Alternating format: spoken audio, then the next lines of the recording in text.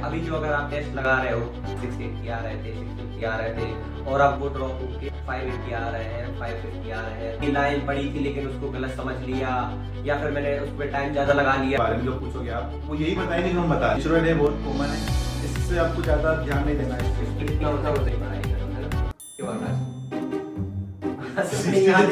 जितना हो सके उतनी पढ़ाई करें। हाँ, मतलब जितना हो सके उतने टाइम नहीं, जितना ज्यादा हो सकता है उतना पढ़ाई कीजिए। हाँ, घूमना ये सब डिस्ट्रैक्शन रहेगा और जो क्या नहीं करना चाहिए वो भी करना चाहिए। पढ़ाई नहीं है साल भर, उसकी सिर्फ अभी आप पी वाई कि होता क्या है, अपन साल भर से करते आ रहे हैं, अच्छे मार्क्स आ रहे हैं, इस टाइम थोड़ा बहुत ड्रॉप होगा क्योंकि मेजर सिलेबस आ रहा है। उनको दोबारा से कर लो, वो वाले आपके पास नहीं, इसमें आपको सारे डाउट्स चाहिए। This is Ajit and this is Akash and we are here to guide you कि दिन में क्या करना है। अब बहुत कम दिन रह गए, जैसे कि मतलब कि आपके पहले मार्क्स 680 आ रहे थे, 650 आ रहे थे और आप वो ड्रॉप होके 580 आ रहे हैं, 550 आ रहे हैं या किसी के 500 भी नहीं आ रहे हैं, तो उससे डरने की बिल्कुल भी बात नहीं है।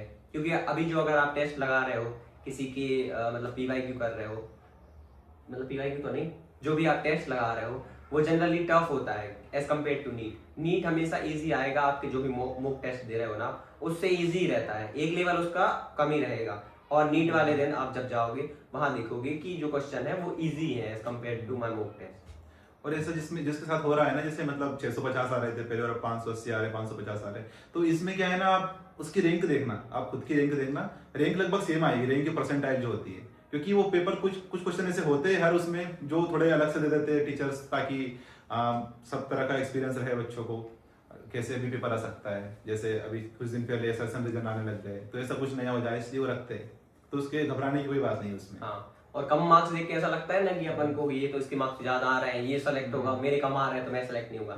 ऐसा बिल्कुल भी नहीं होता है। इसकी जस्ट ना मतलब अपोजिट भी नहीं बोल सकते, लेकिन जो मेहनत करता रहता है बंदा, मतलब बिल्कुल कर रहा है, कंटिन्यू लगा है, 22 दिन तक वो अच्छे से पढ़ेगा बिना डिस्ट्रैक्शन के, वही सेलेक्ट होता है। क्योंकि मेन इंपॉर्टेंट मार्क्स लाना नहीं रहता है कि भीड़ से आगे निकलना, सेलेक्ट होना।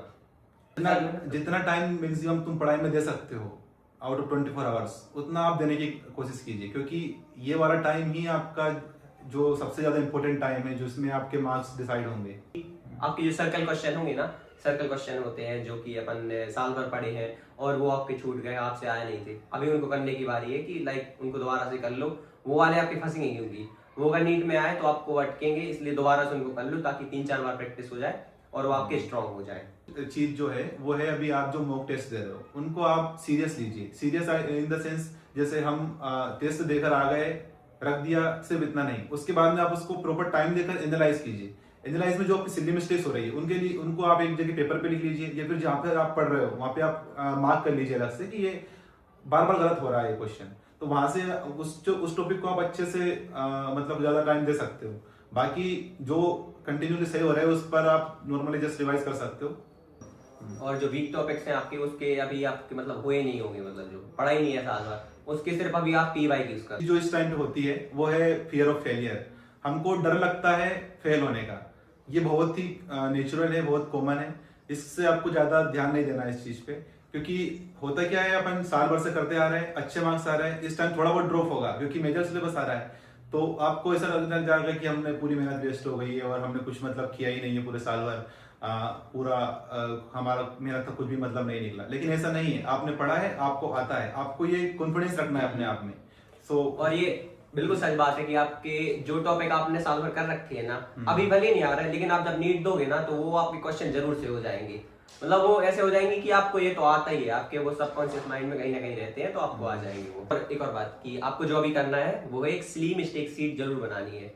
मतलब आपकी जो भी छोटी छोटी गलतियां हो रही हैं, जैसे कि उसमें मैंने ये फॉर्मूला गलत लगा दिया, इसमें मैंने ये लाइन पढ़ी थी लेकिन उसको गलत समझ लिया, या फिर मैंने उस पर टाइम ज्यादा लगा लिया, या फिर मैंने इसको गलत सोच लिया था। ये सिली मिस्टेक आपको ये नोट कर लेनी है कहीं पे, एक मतलब एक वाइट शीट लेके उसको नोट कर लेना है और फिर उनको जाके बार बार एनालाइज करना है कि इसको कैसे मैं सुधारूं और कैसे इसको ठीक कर सकूं। और ये सिली मिस्टेक्स वहां की रहेगी जो आप क्वेश्चंस लगा रहे हो पीवाईक्यू के, वो और एक जो मॉक टेस्ट दे रहे हो वहां की सिली मिस्टेक्स नोट करना है उसी चीज की।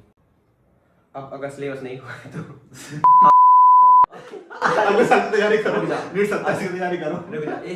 सिलेबस नहीं हुआ है तो उनके लिए भी बोल देता हूँ कि, और अगर आपका सिलेबस नहीं हुआ है तो आप क्या कहते हैं 2026 अगर आप देना चाहते हो, आपके घर वाले बोल रहे हैं कि आप एक बार टेस्ट मतलब ऐसे एक्सपीरियंस के लिए देना चाहते हो, तो आप सिर्फ बायो कर लो। अभी बायो करो तो आप एनसीईआरटी से करो, एनसीईआरटी थॉरोली पढ़ लो आप, क्योंकि जो भी पेपर आता है ना वो क्या कहते हैं एनसीईआरटी से आता है ना। एक और चीज है सबसे इम्पोर्टेंट, जैसे कुछ भी ऐसी चीज जिससे आप मतलब डिस्ट्रैक्ट हो रहे हो या फिर डिसअपॉइंट फील कर रहे हो, किससे बात करना या फिर मोबाइल में कुछ भी देखना, साइड वाला कुछ भी बोल दे रहा है या फिर कुछ भी मतलब ऐसा कर रहे हो जैसे कोई दोस्त ताने मार रहा है, तो आप प्लीज इस 20 दिन के लिए उससे दूर हो जाइए।